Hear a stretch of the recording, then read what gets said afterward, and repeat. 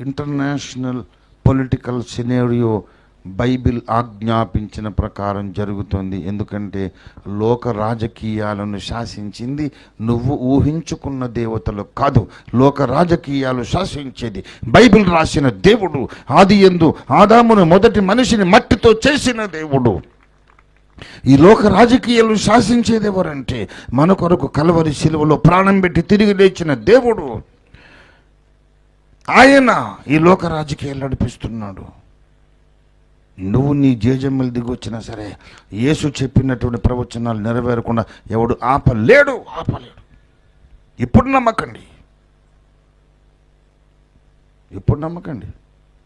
ఈ ప్రవచనాలు నెరవేరినప్పుడే నమ్మండి.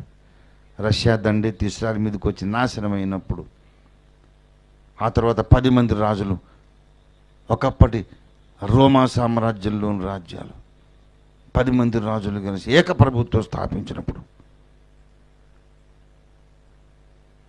నేనే దేవుణ్ణి ఇంకొకటి ఎవడో ప్రపంచ రాజు వచ్చి అన్ని మతాలు రద్దు చేసి నేనే దేవుణ్ణి, అప్పుడైనా తెలివి తెచ్చుకొని యేసే మార్గము సత్యము జీవం, ఈ పనికి మనల్ని వచ్చాడు లోకాన్ని వెళ్తున్నాడంటే వీడి వెనక అసలైనటువంటి వేదవేద్యుడు, రక్షకుడు, సృష్టికర్త వస్తున్నాడు.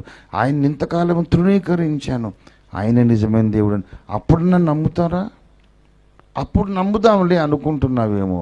అప్పటిదాకా ఉంటామని గ్యారెంటీ ఉందా తమ్ముడు?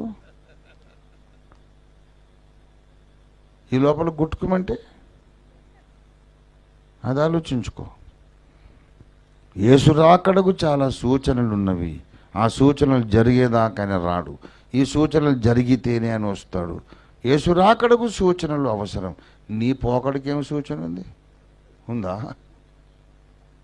ఎనీ మూమెంట్ రేపు ఈ పాటికి ఉంటామని గ్యారంటీ లేదు. ఆలోచించుకోవాలి, ఎవిడెన్సెస్ ఆలోచించుకోవాలి. ఏదో మొదటి నమ్మకాలు పట్టుకొని గబ్బిలంలాగా ఏలాడడం కాదు. శాస్త్రీయంగా ఆలోచించు, ఆధారాలు చూసుకో, ఇంగిత జ్ఞానాన్ని ఉపయోగించు. వాస్తవమే నమ్మాలి. తాతలు చెప్పింది కాదు, వాస్తవం నమ్మాలి.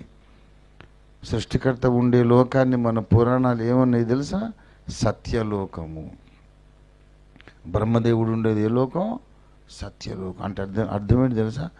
సత్యమును నమ్మేవాడే వెళ్ళే లోకం అన్నమాట. దేవునికి స్తోత్రం కలుగును గాక.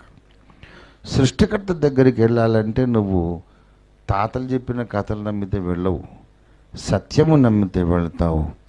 ఏ సత్యమును నమ్మితే నువ్వు సృష్టికర్త దగ్గరికి వెళ్తావు, ఆ సత్యమే యేసు. నేనే మార్గము, నేనే